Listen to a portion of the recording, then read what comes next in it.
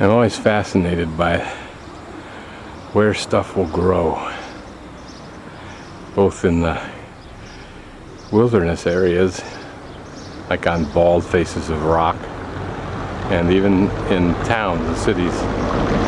And my phobic need and search for bathrooms, I found another one here at the Musée de Girard, right across from, you guessed it, the church Cathedral.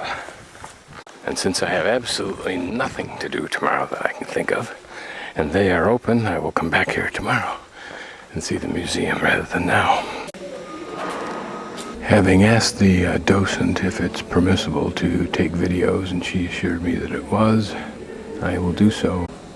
I will take advantage of this opportunity to show what large churches look like, because seldom do they let you take video inside of them.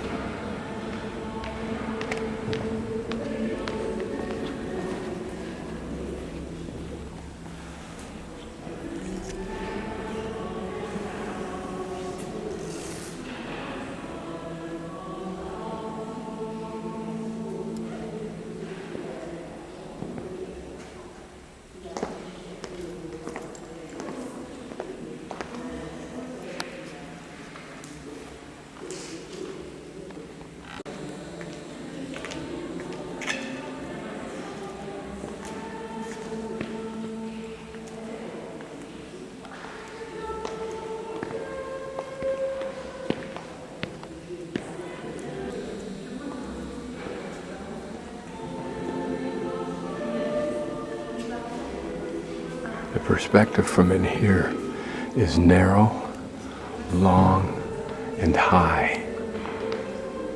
This pulpit seems interesting that it's easily maybe 3/4 of the distance, if not greater, from the front to the back. Do they preach from here? Don't know. A memorial to the dead of the First Great War, from the town of Bayeux. This chapel is a tribute to Saint-Cyr, who was martyred, can you believe it, at the age of 5. The church has never known anything in the way of compassion or honor, in my opinion. Something very much to be feared. Of course, I should be afraid now if I believed for saying the things I just said. As majestic as these places are, they represent to me the evil power of the church and the massive use of human labor.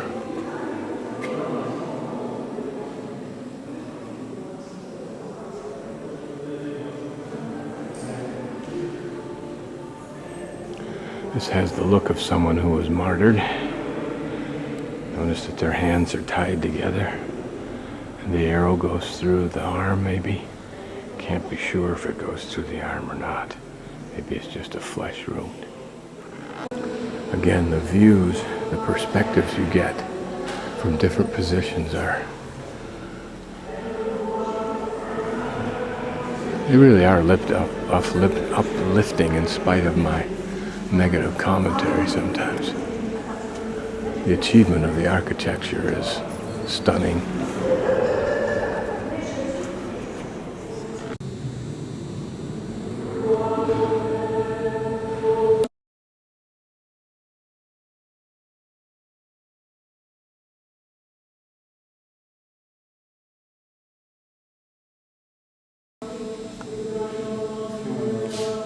Lieutenant Colonel A. Peter Dewey, Legion of Merit, Chevalier de la Légion d'Honneur, Croix de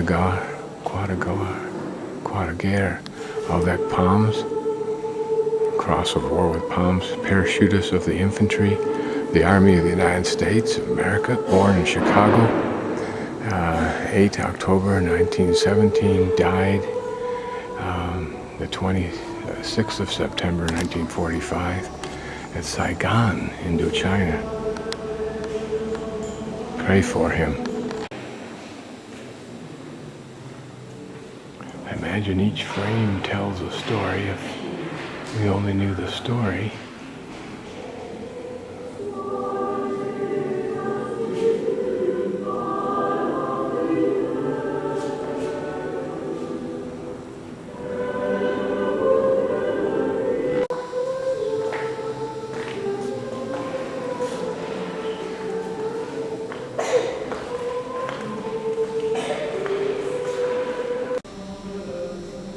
This is indicating the murder of St. Thomas of Becket, Chancellor of Archbishop of Canterbury.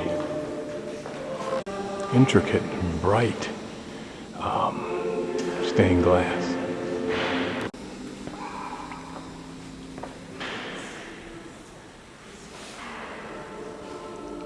It's particularly nice to see the sun shining through. Reminds me of the coat of arms room I think we saw in Russia.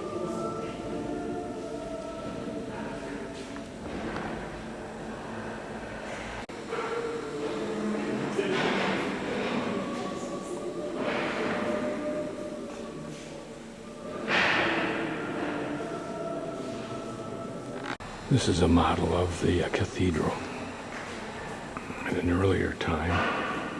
And I think it was before the 11th century. I'm shooting this now, but hoping that I can pick up the music in the background, because it's one of the great pieces of opera. Just an intimate little side chapel, I guess. These are a series of indentations in the wall around the nave that look like little chapels. And it's possible that they're solely chapels to these saints. We're looking down the far side.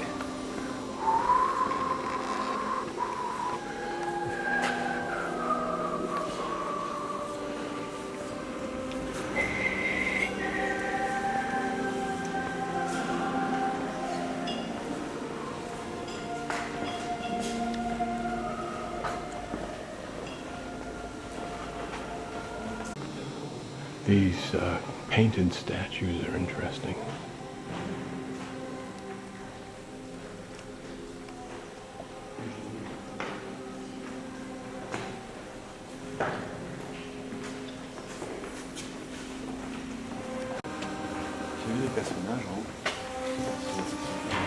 I think these would be the crypts here.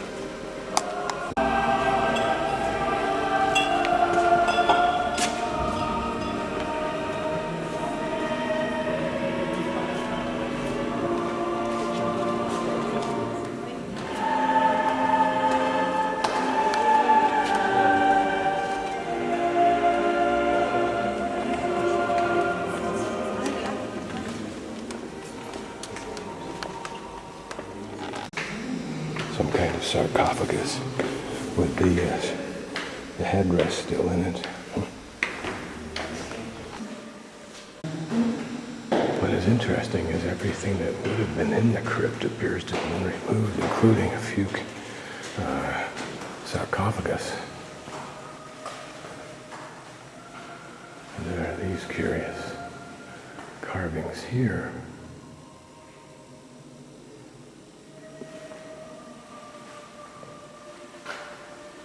These later embellishments. Somewhat elemental. And there, the burn looks like smoke, as though a lantern had been under that one.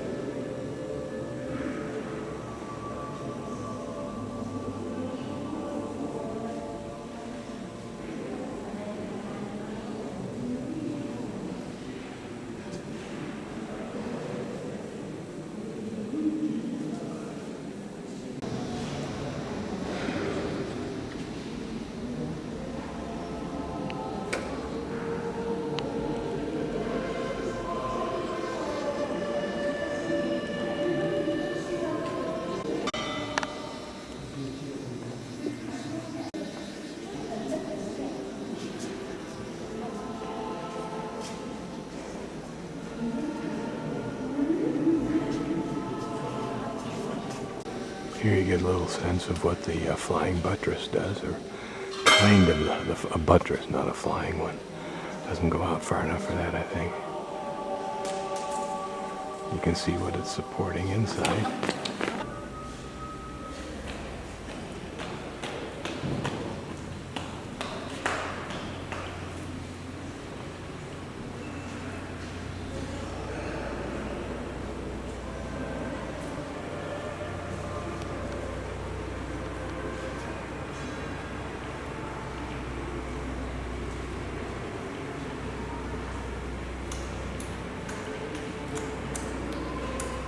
This is on the other side of the church. I just turned around, but notice the different designs on the arches, as well as the different treatment of the stone design-wise in between the arches. And that one upper portion of design up to this point, and then it changes to a second.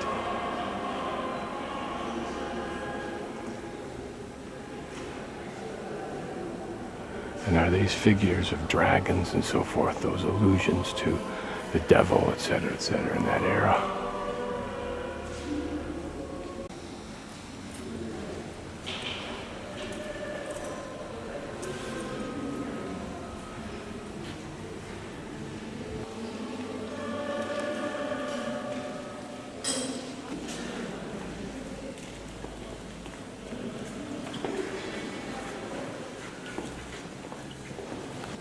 Be fun to listen to these puppies blast out.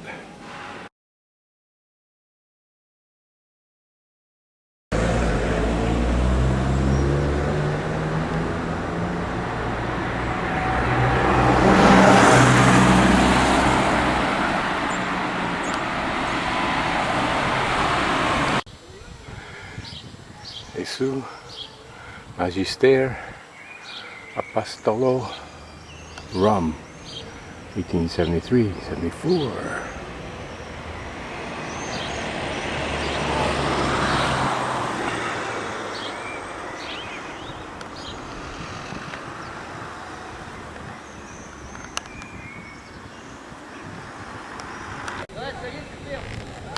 It's interesting that this is apparently totally off limits as a tourist site. Maybe because it's only 1873. It has allusions on the top to St. Bride Cathedral in London. That top portion that looks like the inspiration for wedding cake. Just noticed something sitting on the bench before I go into the museum on my last day. Another curiosity that I had noticed about the design. That is, if you look at the top of the buttress. In fact, it acts as an aqueduct for water probably coming off the roof, channels it down through that support, then the second support, and guess what? Out of the gargoyle's mouth. Didn't realize that.